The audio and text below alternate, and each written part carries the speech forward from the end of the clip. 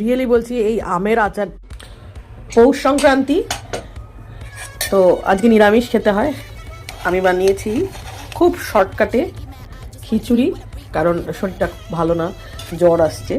এখানে তো খুব ঠান্ডাটা লেগে গেছে, খুব ভিড় বিক্রমে ঘুরে বেড়াচ্ছিলাম। হ্যাঁ, আমার ঠান্ডা লাগে না, কিন্তু আলটিমেটলি ঠান্ডাটা লেগেই গেল। এখানে বানিয়েছি ভুনা খিচুড়ি, জানি না কেমন হয়েছে খেতে, দেখে তো খারাপ লাগছে না। কি কি দিয়েছি এর মধ্যে আছে গাজর, ফুলকপি, আলু, গোবিন্দভোগ চালের খিচুড়ি, আর ভেজেছি পাঁপড় আছে। এর থেকে বেশি আর কিছু করতে পারলাম না। রাত্রে বানাবো পাটিসাপটা, পিঠা আর পায়েস, এই আলু ভাজা।